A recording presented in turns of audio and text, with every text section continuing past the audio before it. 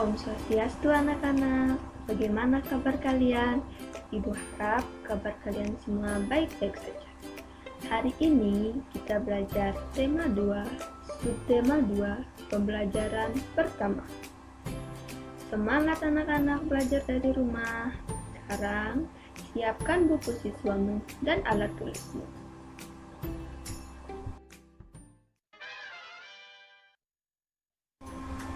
Berikut ini tujuan pembelajaran kita hari ini.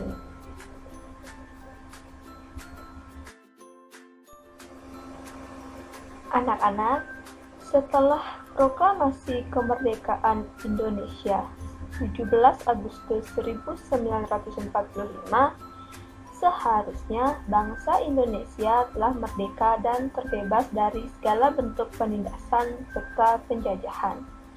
Namun, kenyataannya tidak demikian. Bangsa Indonesia masih perlu berjuang mempertahankan kemerdekaan Indonesia. Mengapa? Mari kita baca teks berikut. Perjuangan mempertahankan kemerdekaan Indonesia. Setelah proklamasi kemerdekaan Indonesia 17 Agustus 1945, bangsa Indonesia ternyata masih terus berjuang mempertahankan kemerdekaan Indonesia dari gangguan bangsa asing yang datang, seperti dari pemerintahan Belanda. Pasukan Belanda kembali datang ke tanah air. Kedatangan ini disambut dengan berbagai bentuk perlawanan oleh bangsa Indonesia. Sehingga sejak tahun 1945 sampai 1950 telah terjadi berbagai macam pertempuran di berbagai daerah antara pihak Indonesia dengan pihak Belanda yang dibantu oleh pasukan Inggris. Tahukah kalian bagaimana perjuangan bangsa Indonesia dalam mempertahankan kemerdekaan Indonesia di berbagai daerah? Nah, ternyata banyak sekali perjuangan bangsa Indonesia dalam mempertahankan kemerdekaan Indonesia di berbagai daerah, seperti pertempuran Surabaya, pertempuran Ambarawa, pertempuran Medan Area, Bandung Lautan Api, agresi militer Belanda I, dan agresi militer Belanda II. Seperti yang akan kita bahas kali ini, yaitu tentang pertempuran Surabaya. Mari kita baca teks berikut. Pertempuran Surabaya. Pada tanggal 25 Oktober 1945, tentara sekutu yang dipimpin oleh Brigadir Jenderal Malabi. Tanggal 27 sampai 30 Oktober 1945, terjadi kontak senjata antara para pemuda Indonesia dengan pasukan Inggris. Dalam pertempuran ini, pasukan Inggris dapat dipukul mundur. Bahkan, puncak dari pertempuran tersebut adalah terbunuhnya pemimpin pasukan Inggris, Brigadir Jenderal Malabi. Pada tanggal 9 November 1945, Inggris mengeluarkan ultimatum yang berisi semua pimpinan dan orang Indonesia yang bersenjata harus melapor dan meletakkan senjatanya di tempat yang ditentukan dan menyerahkan diri dengan mengangkat tangan. Namun, ultimatum tersebut ditolak oleh pihak Indonesia. Pada tanggal 10 November 1945, terjadi pertempuran yang sangat dahsyat. Pasukan Inggris menggempur Surabaya dari darat, laut, dan udara. Peristiwa 10 November ini diperingati sebagai Hari Pahlawan.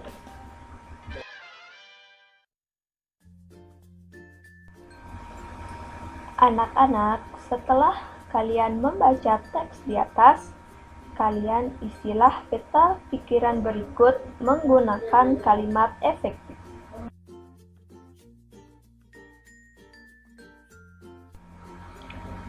Kalimat efektif adalah kalimat yang mengandung gagasan pembicara atau penulis yang terdiri atas kata-kata yang mempunyai unsur SPOK atau subjek, predikat, objek, dan keterangan. Adapun ciri-ciri kalimat efektif yang pertama, memiliki unsur penting atau pokok, minimal unsur subjek dan predikat. Yang kedua, menggunakan struktur bahasa yang tepat. Yang ketiga, memenuhi kaidah ejaan yang berlaku. Dan yang keempat, menggunakan pilihan kata atau diksi yang tepat dan sesuai dengan kebutuhan. Sekarang, buatlah tulisan menggunakan kata-kata kalian sendiri tentang pertempuran Surabaya berdasarkan peta pikiran yang telah kalian buat.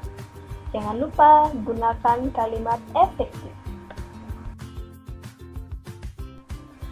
Nah, setelah kalian membaca teks tentang pertempuran Surabaya, apa makna yang dapat kalian petik dalam upaya mempertahankan kemerdekaan Indonesia?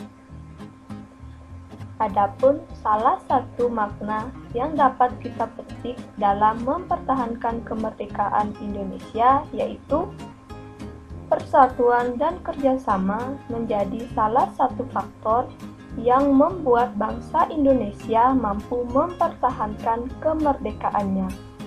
Nah, jika kalian mempunyai pendapat lain tentang makna yang dapat kita petik dalam pertempuran Surabaya tersebut, boleh kalian tambahkan.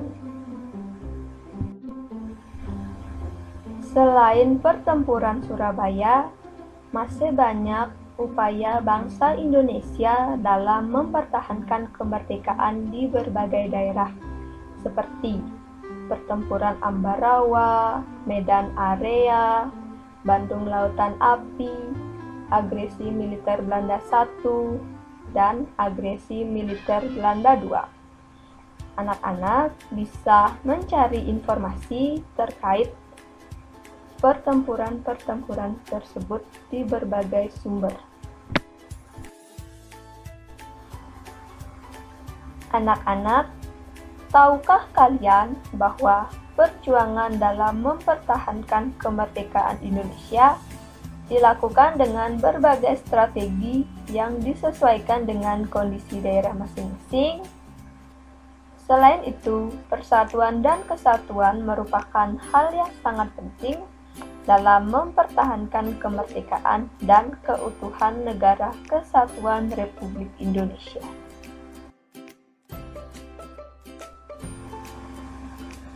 Sama halnya dengan manusia, hewan juga mempunyai strategi masing-masing dalam mempertahankan kehidupan mereka. Dan hal tersebut juga sangat erat kaitannya dengan tempat tinggal mereka.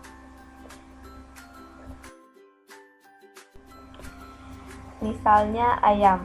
Ciri-ciri ayam antara lain memiliki paruh runcing, berkaki dua, memiliki sayap, dan berkembang biak dengan bertelur.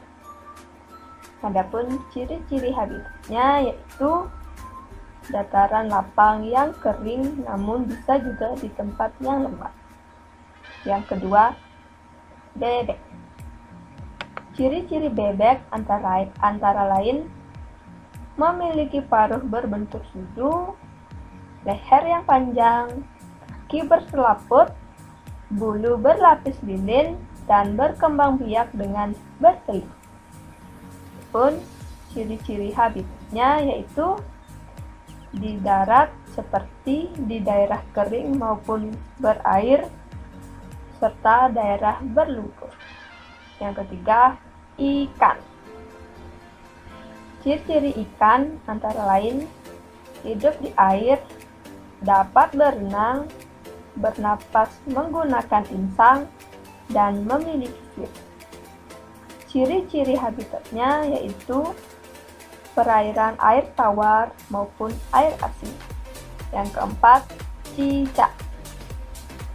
Ciri-ciri cicak yaitu memiliki kaki yang merekat untuk memanjat, dan dapat mematahkan ekornya. Ciri-ciri habitatnya yaitu di sela-sela plafon atau interior rumah dan juga dapat di pohon. Jadi begitu anak-anak, Tuhan menciptakan makhluk hidup dengan segala keunikan dan keistimewaannya. Tidak terkecuali hewan. Keunikan dan keistimewaan hewan tersebut kita kenal dengan ciri khusus. Ciri khusus pada hewan tersebut mempunyai hubungan yang erat dengan tempat tinggalnya. Misalnya, ikan memiliki insang untuk dapat hidup di air. Kemudian, cicak memiliki perekat pada kaki untuk dapat menempel di bumi. Dan bebek memiliki selaput pada kakinya agar dapat berenang di air.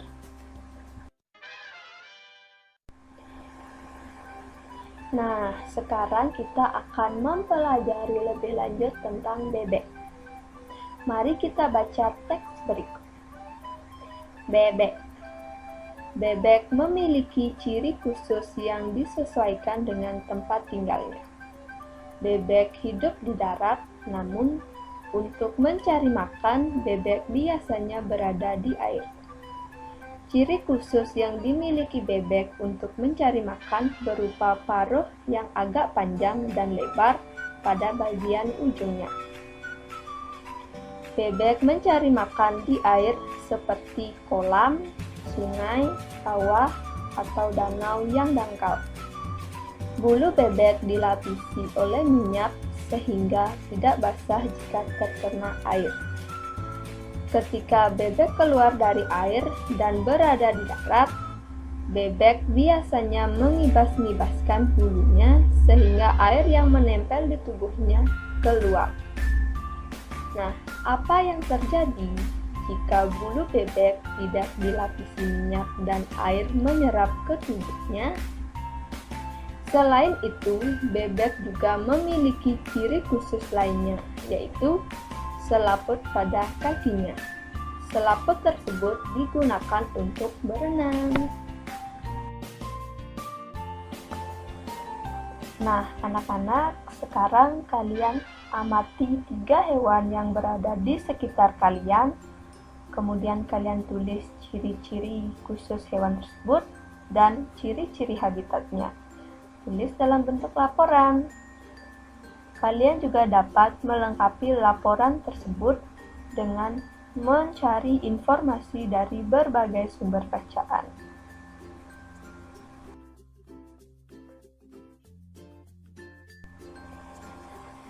Setelah kalian menulis laporan dari hasil pengamatan, kalian tuliskan kesimpulan berdasarkan hasil pengamatan kalian.